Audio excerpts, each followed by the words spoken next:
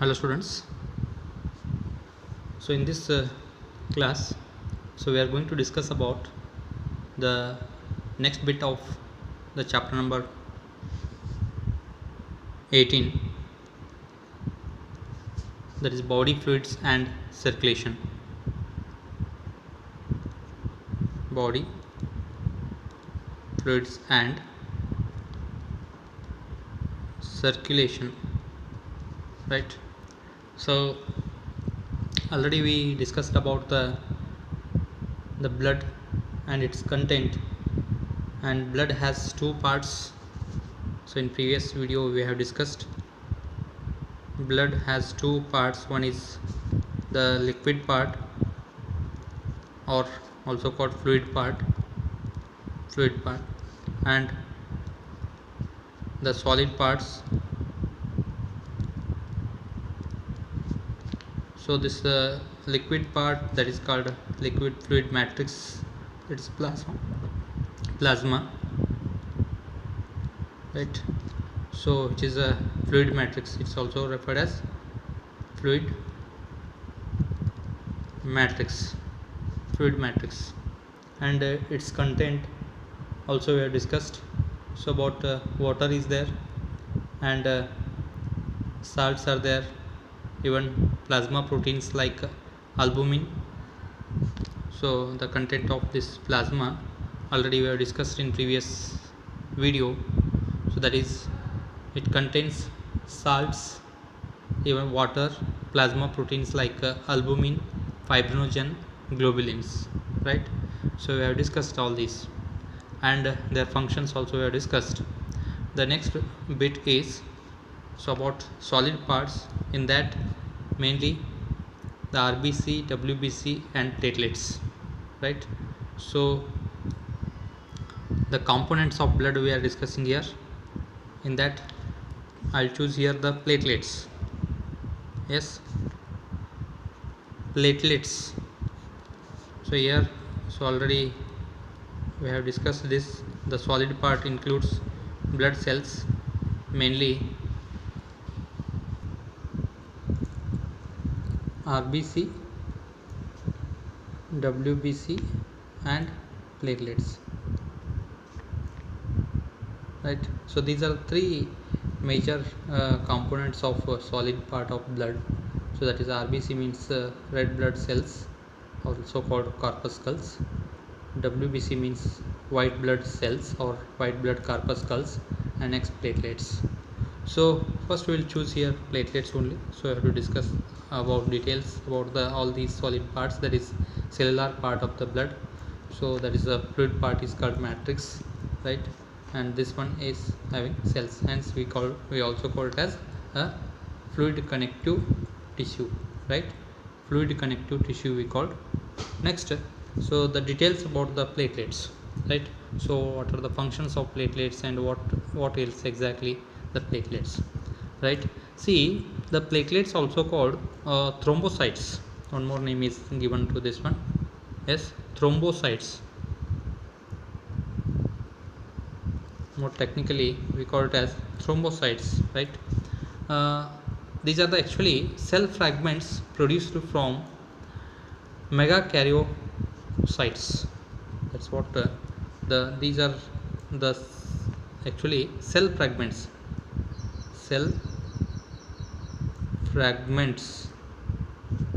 small pieces of cells, we can say cell fragments produced from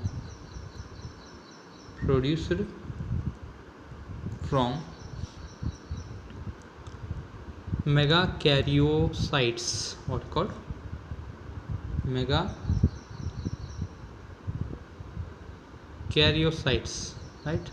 So megakaryocytes, can observe here, the platelets are also called thrombocytes. These are the cell fragments, they are called cell fragments, which are produced from the megakaryocytes, right? That megakaryocytes means these are the specialized cells. Megakaryocytes are the specialized cells found in bone marrow, found in bone marrow, right? So they are the bone marrow cells, you can say. They are specialized bone marrow cells. From that the cell fragments are produced. That cell fragments are called thrombocytes. There is no any specific this one shape. So and the normally the blood, how much platelets it contain. So about the number per actually mm, we can say mm cube. So it's about 1.5 to 4 lakh, yes, 4 lakh platelets.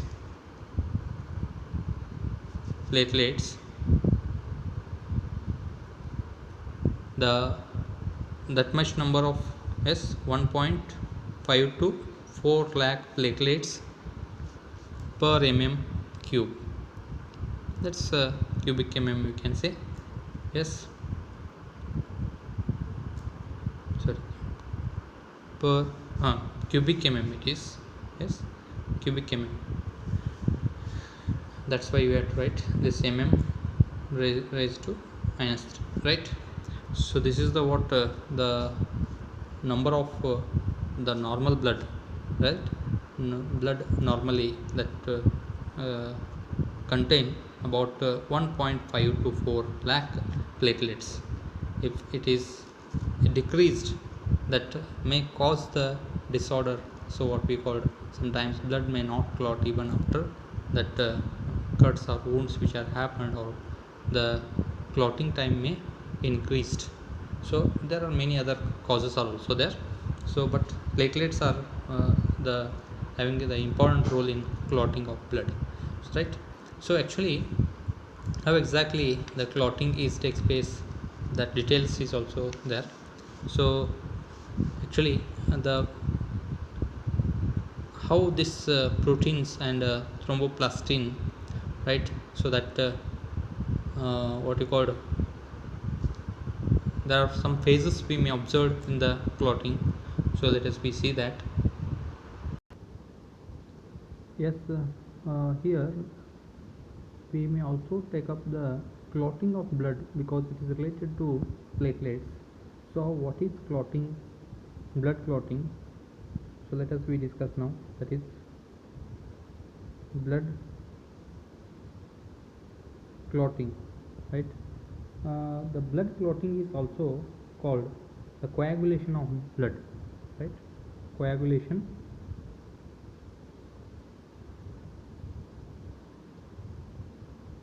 of blood. What exactly? So for blood clotting is necessary, right? So to stop the bleeding process, blood clotting is a must, right? But the role of platelets is linked with this one, that what here what we are discussing, platelets. The function of the platelets, it is need to clot the blood. That's blood. In the blood clotting process, platelets are very essential. So how exactly blood clotting takes place, let us see now. See, when we observe the content of blood, so there is a what we call the about proteins also we have seen. The proteins present in the blood, that is fibrinogen, right, in the plasma. So that also involved in it. So let us see. So why blood clotting is required? So blood clotting is required to stop the bleeding, right? So that is what we call, when any injury happened, so blood vessels are get ruptured. Blood vessels are ruptured due to any injuries or accidents, whatever it may be.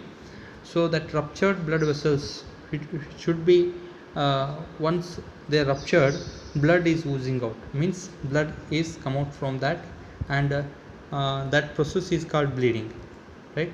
So that process is called bleeding. Is more technically we call it as, instead of bleeding we also refer it as a hemorrhage, right? We call it as hemorrhage. So this see, within few minutes, so it may, yes, within few minutes means about 5 to 8 minutes. So even up to some, in some reference, 3 to 8 minutes. So within that, so it will be stopped. That's what right. So this is what we call it as the viscous clot. That means the blood is get solidified, right? So that is called clot, right? So in 3 to 8 minutes or 5 to 8 minutes you can consider, so that clot is formed, right? So the clot, yes, that the clot means here it's a highly viscous jelly like mass is known as blood mass, it is known as the clot, and clot seals the injured vessel. So this clot seals the injured blood vessels in that part, so that will be sealed, okay, which can block the overflow of blood from the blood vessels, okay. So for it can prevent the further loss of blood, right?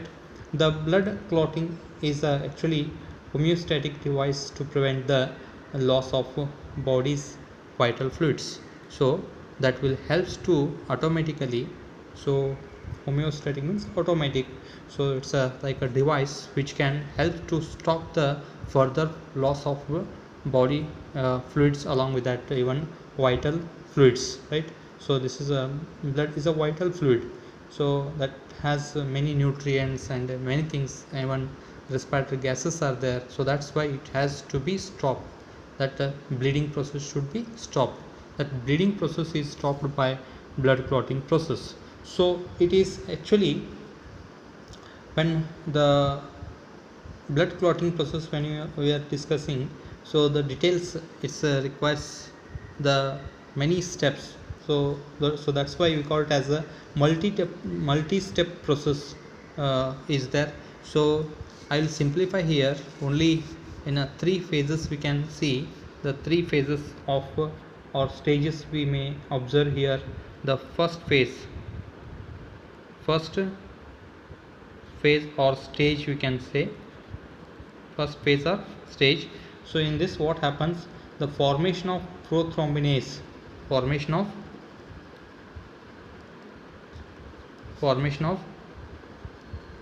prothrombinase or prothrombin activator, so it's also called prothrombin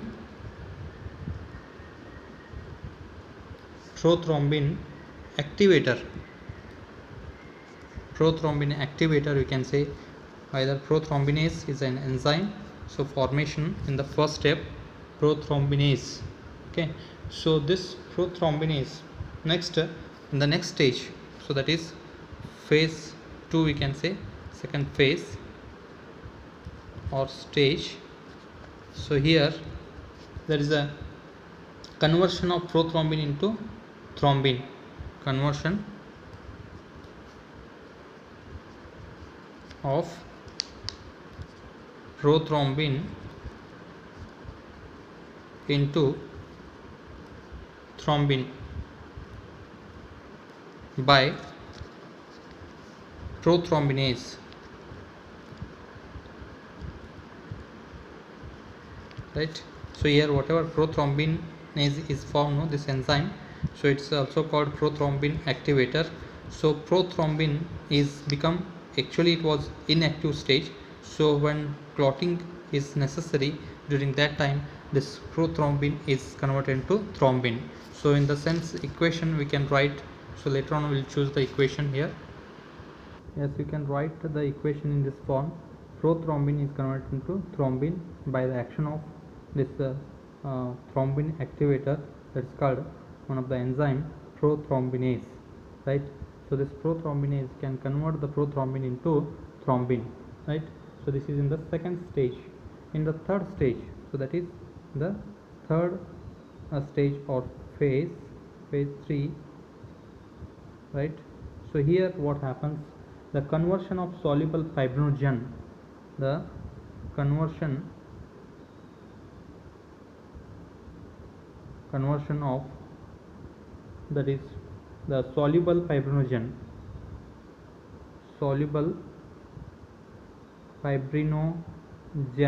which is present in the plasma, so that is converted into, conversion of soluble fibrinogen into S fibrin, that is insoluble fibrin, insoluble fibrin.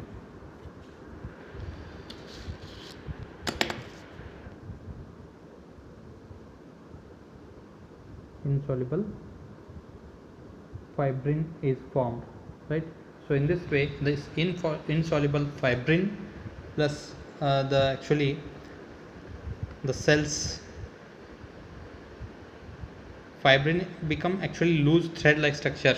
So insoluble fibrin means this is what the loose threads are formed, so and which forms the mesh around that whatever the injury which is there, right?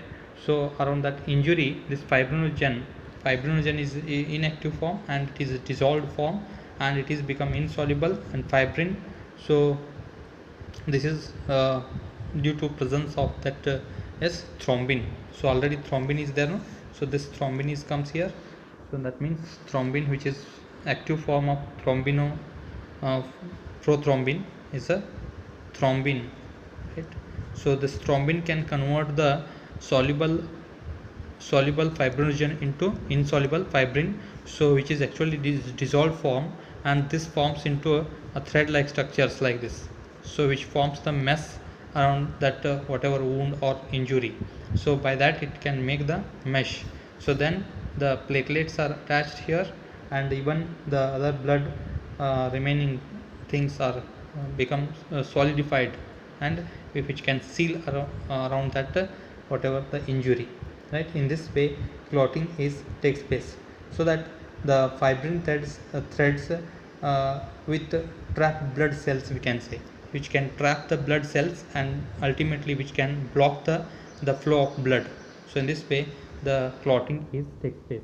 So these are the simple 3 steps, but there are multi steps, and even the role of calcium is also there here. So very important thing, the thrombin can be converted into S fibrinogen into fibrin during that. So calcium ions are also important. So here these are all about what you call blood clotting, and remaining so we'll discuss in the next class.